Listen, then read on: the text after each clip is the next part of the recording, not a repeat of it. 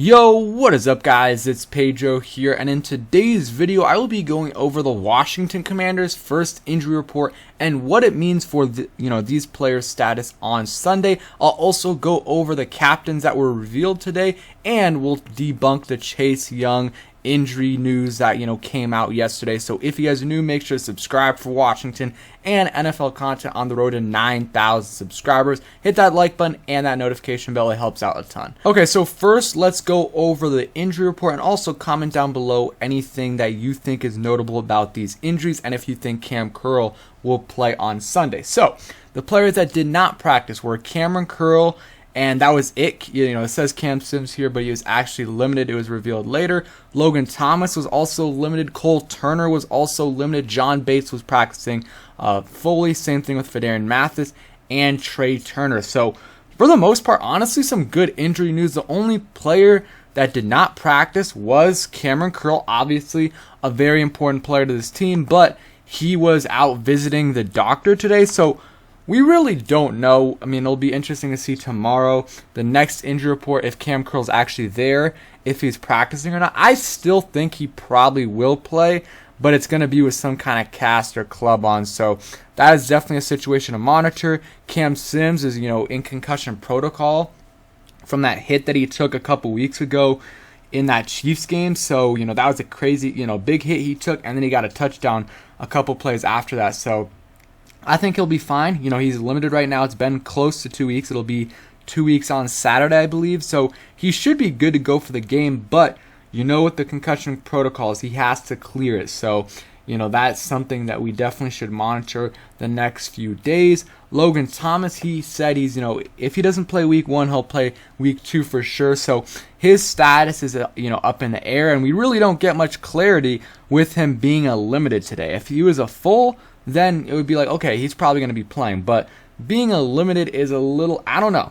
It's still up in the air if he's going to play on Sunday or not. I think it's like a 50-50 shot, maybe 60-40 that he plays. Cole Turner, I think he will play. Limited again, though. Like to see him practice full before, the game. And then you got John Bates, great news there. He's their best blocking tight end, and he's a solid pass catcher as well. Like if one of Logan Thomas or Cole Turner can't play, John Bates can hold it down for a game or two as a primary pass catcher. And then Fedarian Mathis, he was kind of in and out of practices the last week or so.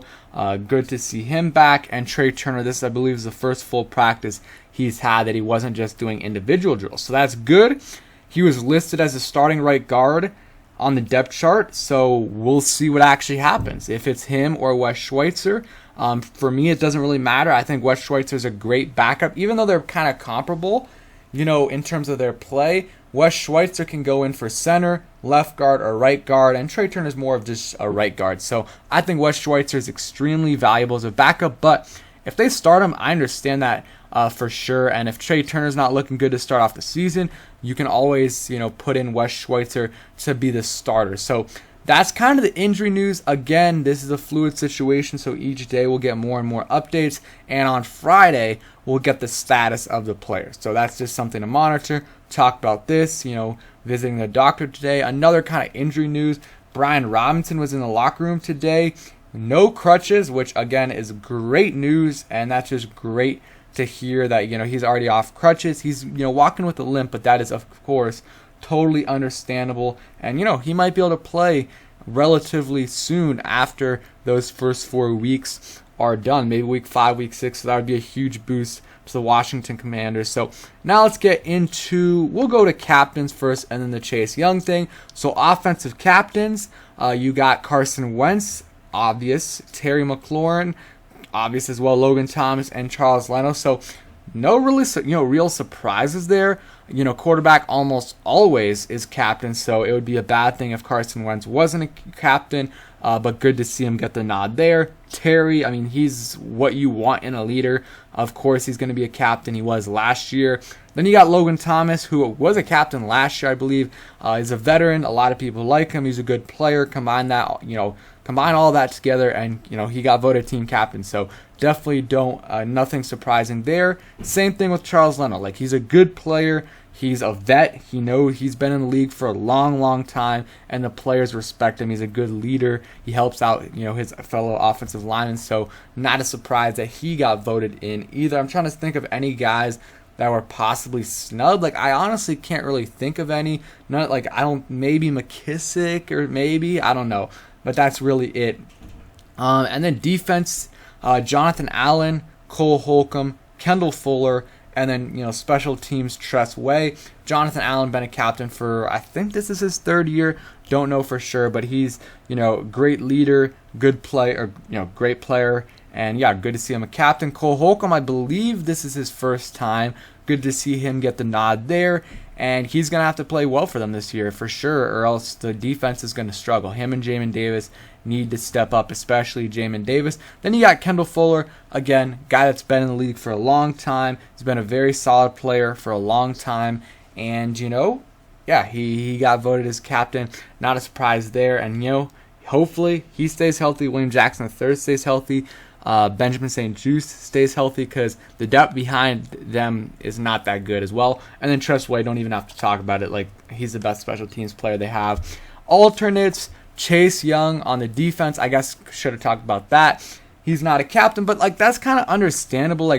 Yeah, he's been with the team, but he's been out he hasn't been practicing, and he's not really a part of a team like all the other guys are right now, just because he can't participate in practice and do all the things the other guys do. So that's why he didn't get voted captain, but he was last year and his rookie year. So I assume, once he comes back and, he's playing well, he'll be named a captain next year for sure. Jeremy Reeves, special teams guy, understand that. And J.D. McKissick, talked about that earlier. Think he would be a good captain, so he's an alternate as well. So those are the captains. No surprises there. I think this is a solid group of leaders right here, and I'm happy with the selections that were made, and no surprises. Okay, and then the Chase Young thing. So I kind of was off of Twitter for a while yesterday, and I didn't see, I saw JP Finley tweet this, and I was really confused, but there was a guy who posted a tweet saying, Chase Young got invited to Von Miller's camp.